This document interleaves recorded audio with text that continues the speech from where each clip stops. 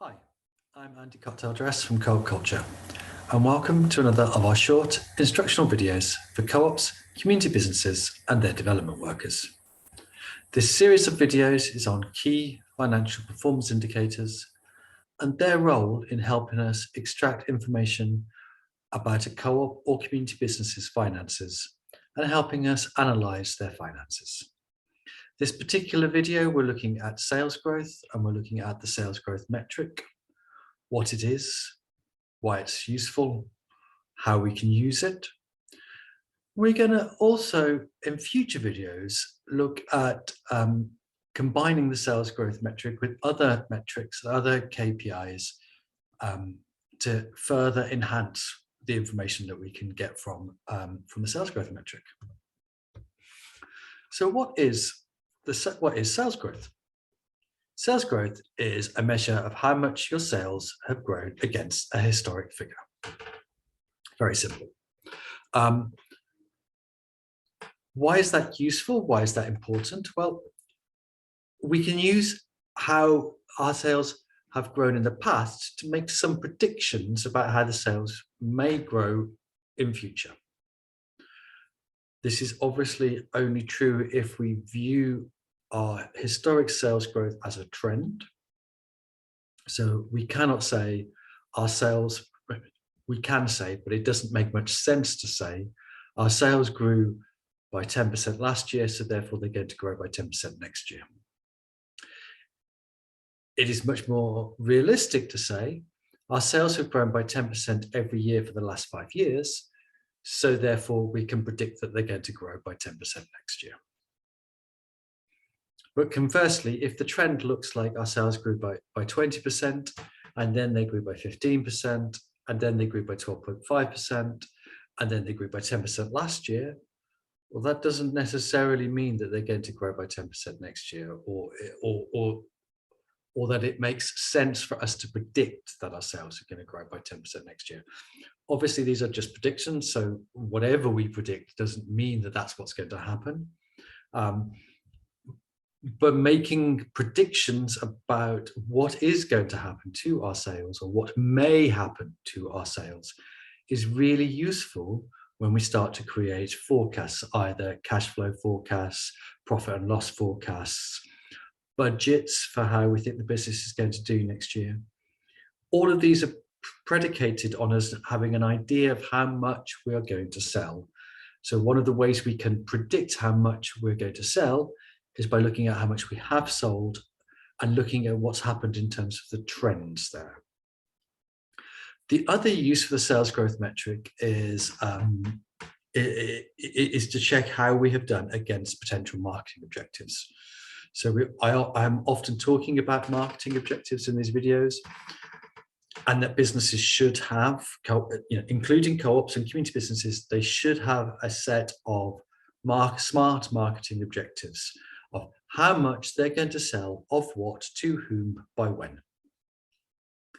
One of the measures or one of the forms those smart marketing objectives can take is that we are going to have a 10% increase in our sales growth every year for the next 3 years, a 10% increase in our turnover every year for the next 3 years.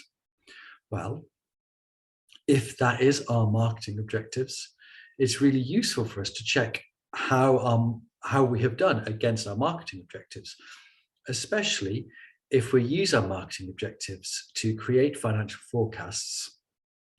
One of the things that we would like to do is check, have we done what we said we're going to do?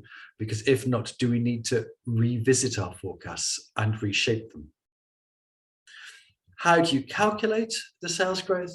Well, it's a measure of current sales versus an historic figure.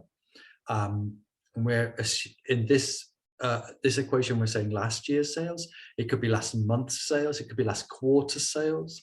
It doesn't actually matter so long as the historic figure is the same above and below the divisor. So we get our current sales. We subtract from our current sales our historic sales, and then we divide that by our historic sales figure. As with many of these KPIs, we then times it by 100 to express it as a percentage. So I'm going to show you an example of how you might calculate it now. So this is our example. We're going back to the friendly co-op that we had in the break-even point videos, and what we have is sales figures by year from 2015 to 2021. These cells here we have formatted as percentages. So that means that the timesing by 100 is already done automatically by in this instance, LibreCalc, but it would be the same in Excel. So what we want to do is get this year's figures, subtract from this year's figures last year's figures, and then divide that by last year's figures. Yeah. So this year's figures, subtracted last year's figures in parentheses, because it's important that that calculation is done first, divided by last year's figures. And you can see that between 2015 and 2016, our sales grew by 20%, which was 20,000. And then we just go along. So all I've done there is press Control-C to copy and then Control-V to paste into the cell. So all it's done is moved that formula along one.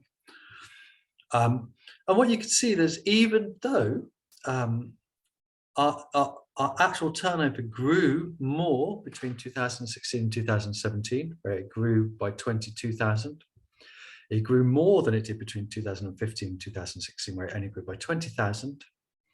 Because we're now starting from a higher point, our sales growth percentage is down. Yeah.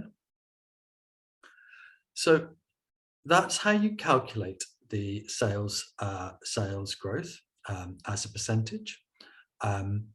In the next video, we're going to continue with this example and look at how you might extrapolate future sales figures. And then in the video after that, the following video, we will look at the relationship between sales growth and margin of safety. So that was this, our video on sales growth. I hope you liked the video. I hope you enjoyed it and found it informative. If you did like the video, could you please click the like button? If you have any comments to make about this video or any other videos you would like, or any suggestions for videos you would like to see us create, please leave them in the comments section below. If you wish to be notified of when we upload more short instructional videos for co-ops, community businesses and their development workers, please subscribe to the channel and hit the notification bell. Thank you all for watching, and I'll see you in the next video.